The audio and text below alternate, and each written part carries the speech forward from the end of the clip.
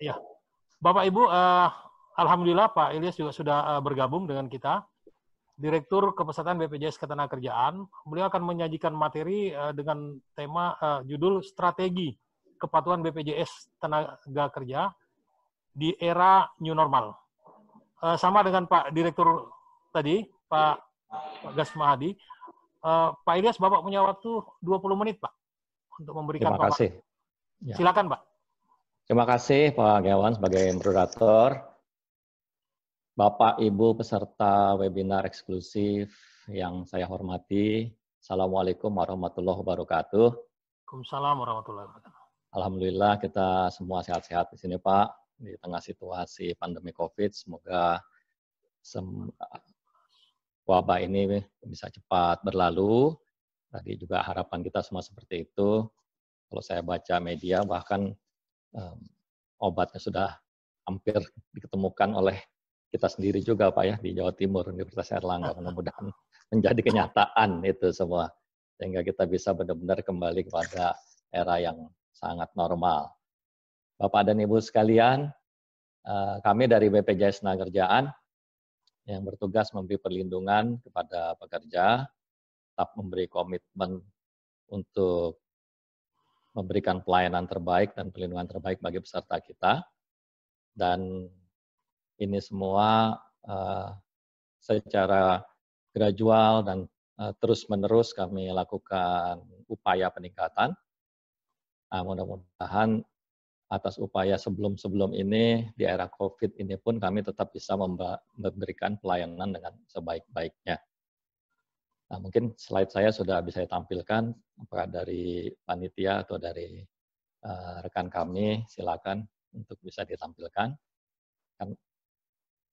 Pada dasarnya Bapak dan Ibu sekalian, berdasarkan Undang-Undang 40 2004,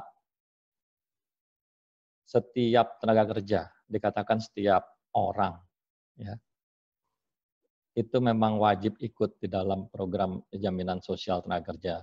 Jadi seluruh tenaga kerja itu pada dasarnya memang ikut di dalam program jaminan sosial tenaga kerja, dan mengingat situasi dan kondisi tentu ini ditahapkan untuk kepesertaannya. Nah, kami juga terus-menerus mengevaluasi bagaimana meningkatkan pelayanan kepada peserta dan juga bagaimana meningkatkan manfaat dari pengelolaan program ini untuk kepentingan sebesar-besarnya peserta. Bapak dan Ibu sekalian, sampai saat ini peserta kami dari segi pemberi kerja atau badan usaha mencapai 663.119 pemberi kerja atau badan usaha dengan jumlah pekerja secara total 49,86 juta atau mendekati 50 juta. Nah, ini di era COVID ini relatif mengalami penurunan peserta kita karena memang banyak terdampak juga akibat COVID ini, sehingga banyak pekerja kita yang keluar ataupun memang diberhentikan dari perusahaan. Berapa sebenarnya pekerja yang menjadi tanggung jawab kami untuk diberikan perlindungan? Kalau berdasarkan data dari BPS maupun dari Bappenas yang diolah dan eligible untuk menjadi peserta BPJS Tenagakerjaan di sektor penerima upah, bukan penerima upah maupun jasa konstruksi, itu 91 juta. Persisnya 90,9 juta. Nah, jadi dengan peserta kami yang hampir 50 juta, saat ini peserta kami mencakup atau mencapai 55% dari populasi yang eligible untuk menjadi peserta. Nah, dari 50 juta peserta kami itu 38,63 juta berada sebagai pekerja penerima upah. Nah, ini slide-nya kelihatan. Kemudian yang bukan penerima upah ini masih relatif kecil, 2,53 juta, sedangkan Dengan kondisi sekarang banyak terjadi shifting dari pekerja penerima upah menjadi pekerja bukan penerima upah. Dan ini sebelum era COVID pun data BPU atau pekerja bukan penerima upah ini masih tetap lebih banyak dari yang pekerja penerima upah. Kemudian jasa konstruksi yang umumnya harian lepas ini sebesar 8,69 juta. Nah, total 49,86 juta inilah peserta kita. Namun berdasarkan ketentuan seharusnya seluruh pekerja, bahkan termasuk orang asing yang bekerja minimal 6 bulan, ini wajib join atau bergabung di program jaminan sosial tenaga kerja. Berikut, saya kira tidak bosan-bosannya kami menyampaikan apa manfaat dari program jaminan sosial ini. Ini saya sampaikan tadi bersama pemerintah tentunya melakukan evaluasi apa-apa saja yang bisa diberikan kepada pekerja untuk peningkatan manfaatnya. Nah, berdasarkan peraturan pemerintah nomor 82 tahun 2019, telah dilakukan peningkatan manfaat, baik untuk jaminan kecelakaan kerja maupun jaminan kematian. Nah, peningkatan manfaat ini dapat dilakukan tanpa Rp1 pun meningkatkan iuran. Nah, ini yang kita melaksanakan bagaimana pengelolaan dana diberikan sebesar-besarnya untuk kepentingan peserta. Nah, dalam jaminan kecelakaan kerja, itu perawatan tanpa batas biaya sesuai kebutuhan. Nah, jadi kami sebetulnya tidak membatasi rupiah kalau dari BPJS Tenagakerjaan untuk membiayai pekerja yang mengalami kecelakaan kerja, tetapi adalah batasannya sembuh. Berapapun biaya yang dikeluarkan untuk perawatan maupun pengobatannya. Kemudian apabila seorang pekerja mengalami kecelakaan kerja, tentunya yang bersangkutan mendapatkan santunan sementara tidak mampu bekerja. Nah, ini juga ditingkatkan. Kalau sebelumnya 6 bulan pertama 100%, sekarang jadi 12 setahun pertama 100%. Lewat setahun belum sembuh, ya sampai sembuh. Sejauh itu memang tidak diberhentikan oleh perusahaan, dan memang harusnya tidak boleh berhentikan, 50% dari upahnya tetap ditanggung atau dibayar oleh BPJS Tenagakerjaan. Demikian juga santunan kematian dan cacat total, ini tidak berubah. Santunan cacat fungsi dan sebagian juga tidak berubah secara persentase. Nah, beasiswa ini berubah, yang tadinya 1 anak menjadi 2 anak. Nah, beasiswa ini sebagaimana di tabel bisa dilihat, dilakukan peningkatan yang sangat signifikan. Beasiswa bisa meningkat 1.450% dari manfaat sebelumnya, yaitu PP 44 2015. Nah, inilah kita berusaha memang untuk memberi yang terbaik kepada pekerja. Kalau sebelumnya 1 anak 12 juta, sekarang menjadi 2 anak, dibiayai mulai dari TK sampai dengan perguruan tinggi. Sampai dengan perguruan tinggi ini, total bisa mencapai 174 juta rupiah.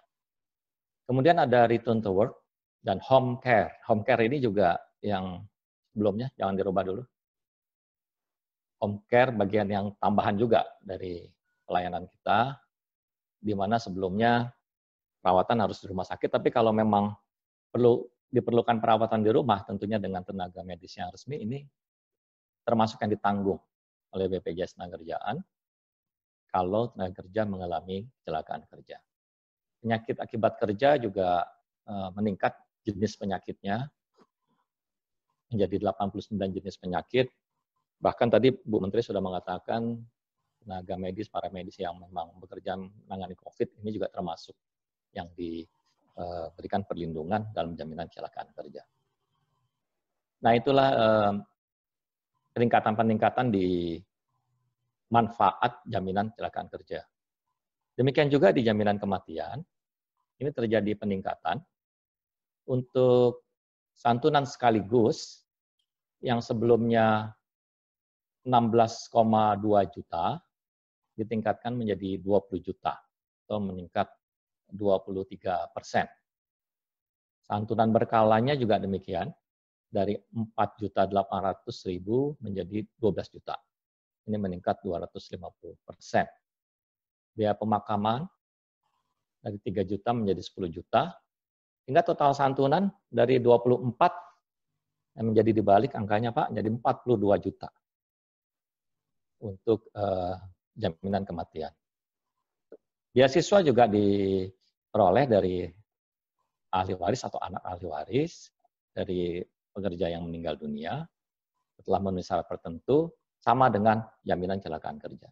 Sekali lagi, kenaikan manfaat jaminan kecelakaan kerja dan jaminan kematian ini adalah dilakukan tanpa kenaikan iuran. Nah, ini dua program kita yang bersifat memang lebih jangka pendek, mengalami peningkatan manfaat yang sangat signifikan. Kemudian, tentunya manfaat berikutnya adalah jaminan hari tua dan jaminan pensiun. Nah, kalau ini untuk bagaimana hari tua ataupun masa tua dari pekerja kita supaya bisa tetap mandiri, tidak tergantung pada orang lain, yaitu memupuk dana dari masa produktifnya sampai mencapai usia pensiun, sehingga sebetulnya pada jam yang sama juga dari Sekretariat Kabinet meminta kami untuk berbicara mengenai bonus demografi yang terkait dengan program jaminan sosial ini, Pak. Nah, sebenarnya di JHT dan JP inilah yang memang suatu program yang sangat-sangat dibutuhkan. Bagaimana bonus demografi yang ada saat ini momentum yang tepat untuk kita lakukan keikutsertaan dalam manfaat jaminan hari tua dan jaminan pensiun, agar pada masa nantinya penduduk yang sekarang menjadi tidak ataupun berkurang kemampuannya untuk bekerja, ada dana yang memang sudah dipupuk dari awal. Sehingga beban negara untuk melindungi ataupun memelihara fakir miskin, kemudian orang-orang yang tidak mampu, ini bisa dikurangi karena memang pekerja sudah bisa mandiri dari awal atau dari mudanya. Manfaat JHT dan jaminan pensiun tentunya tetap sama.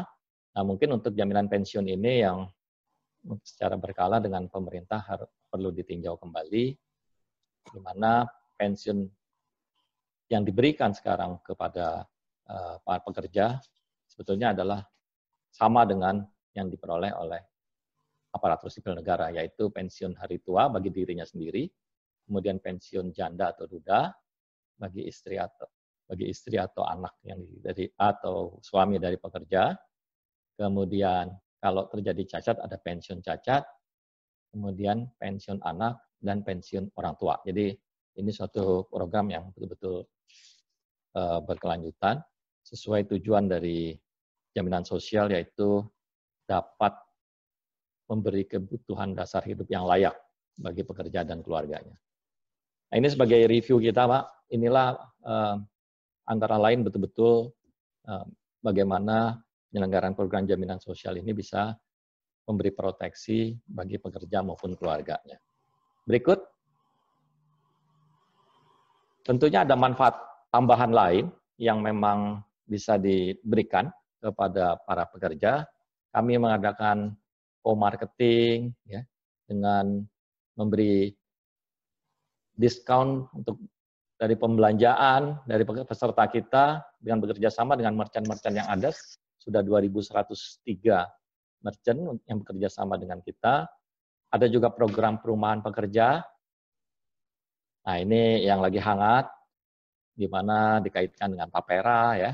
Program perumahan pekerja ini sebenarnya kita cari cara nanti mungkin bisa bersinergi dengan program yang baru di launching, Tapera. Kemudian program vokasi. Nah, ini juga bantuan pelatihan bagi tenaga kerja yang mengalami pemutusan hubungan kerja untuk dilatih kembali agar bisa mendapat keterampilan baru ataupun peningkatan keterampilannya untuk bisa bekerja kembali tanpa biaya, bahkan diberi uang saku. Ya, mohon izin Pak, 5 menit. Ya, memang sudah mau selesai nih Pak. Next next slide. Mengenai kriteria dan kepatuhan kita, Pak. Jadi sebetulnya pada dasarnya apa saja yang memang perlu dipatuhi dalam program ini supaya pekerja mendapat perlindungan yang paripurna atau maksimal. Tentunya kita mengkategorikan beberapa kelompok, ya, yang kalau kriteria ini tidak dilaksanakan tentunya dianggap belum patuh. Pertama, perusahaan wajib belum daftar. Nah, ini tentu karena dikatakan tadi setiap orang sebetulnya sudah harus ikut. Tahapan programnya ataupun program diikuti bisa berbeda-beda sesuai skala usaha perusahaan. Kemudian perusahaan daftar sebagian.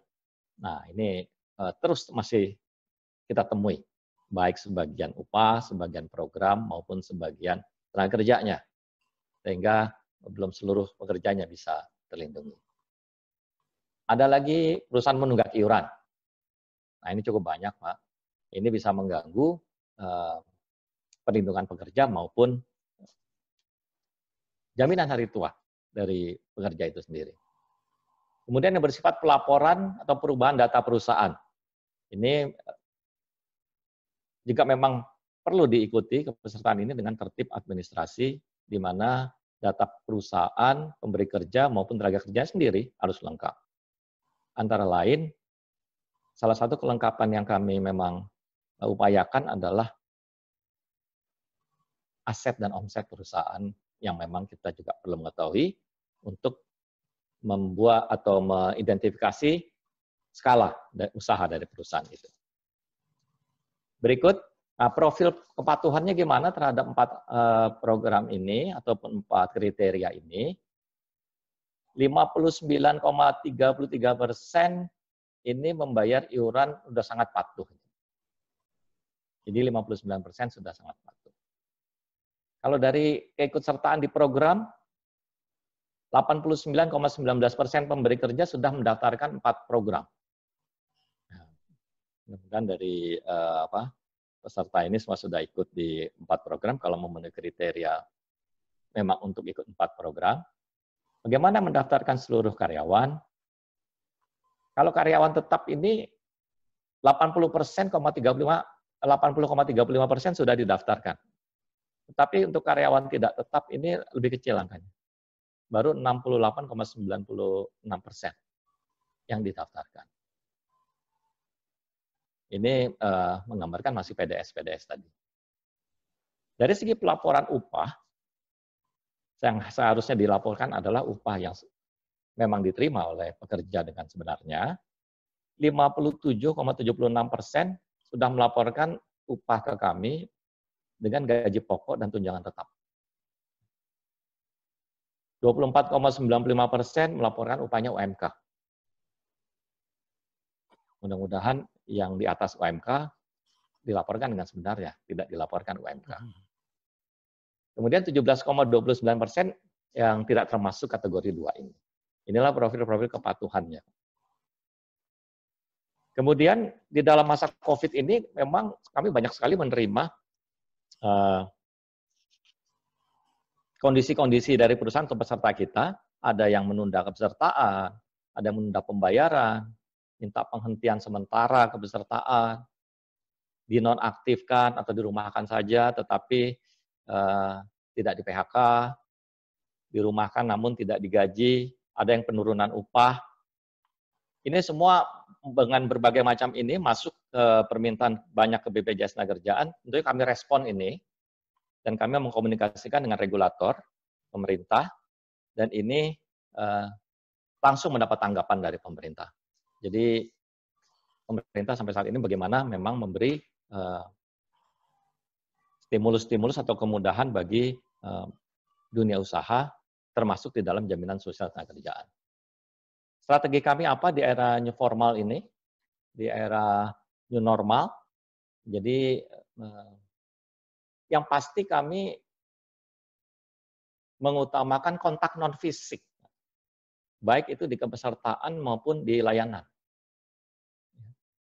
Tetap memberikan pelayanan yang nyaman, bahkan mungkin bisa lebih nyaman, tapi tanpa kontak fisik sehingga pegawai kami maupun para peserta lebih aman dengan protokol-protokol seperti banyak disampaikan di depan tadi. Itu yang intinya. Nah, oleh karenanya kelengkapan data perusahaan sangat kami harapkan Bapak dan Ibu sekalian, sehingga komunikasi secara non fisik ini bisa terjadi dengan baik. Inilah yang kami upayakan terus. Untuk kami bisa tetap melakukan CRM ataupun melalui empathy call, kemudian kami juga bisa berkomunikasi dengan baik tentang penyampaian informasi-informasi yang terbaru. Kemudian juga strategi kami adalah bagaimana kepatuhan berbasis komunitas. Nah, ini kita bentuk lebih mudah sekarang kalau lewat pertemuan semacam webinar ini, Pak. Untuk enforcement sejalan dengan tadi yang disampaikan oleh kebijakan dari Dirjen Binwasnaker, kami juga melakukan persuasive law enforcement. Nah, ini untuk kami lebih mengarahkan ke sana. Khususnya bagaimana melengkapi data perusahaan, kalau yang masih mampu tetap membayar iuran supaya pekerjaan terlindung, dan tidak melakukan enforcement yang merupakan penindakan yang bersifat sanksi yang lebih keras. Namun, kalau yang bersifat kriminal tentunya kita akan tetap laporkan untuk diproses lebih lanjut. Misalnya tetap melakukan pemotongan, tetapi tidak di-store ke BPJS Tenagakerjaan. Itu masih juga terjadi hal-hal seperti itu. Merespon dunia usaha terjadi pembahasan dengan pemerintah. Yang terakhir adalah akan ada relaksasi iuran. Ini sudah di ujung gawang, Bapak dan Ibu sekalian. Jadi nanti iuran khususnya jaminan kecelakaan kerja dan kematian itu akan diberi keringanan semaksimal mungkin. Kemudian untuk jaminan pensiun direncanakan juga 2 menit Pak, mohon izin. Ya, jaminan pensiun akan dilakukan penundaan pembayarannya. Boleh ditunda dan boleh diselesaikan sampai misalnya berapa bulan setelah jatuh tempo di bulan itu. Jadi ini semua mudah-mudahan akan segera cepat keluar. Yang terakhir, bagaimana progres kepesertaan kita, khususnya anggota KNK nih Pak. Karena ini kalau dari KNK sendiri yang paling memberi contoh tadi katanya patuh di dalam ketentuan-ketentuan ini, tetapi angkanya cukup mengembirakan. Kalau kita lihat perusahaan anggota KNK yang belum ikut jaminan pensiun dari 2017 sampai 2020 terus mengalami penurunan. Yang belum ikut mengalami penurunan. Itu artinya di nomor 2 yang ikut meningkat. Yang nomor 2 terjadi peningkatan dari 258 2017 sekarang menjadi 462. Terima kasih nih anggota KNK sudah memberi contoh yang bagus.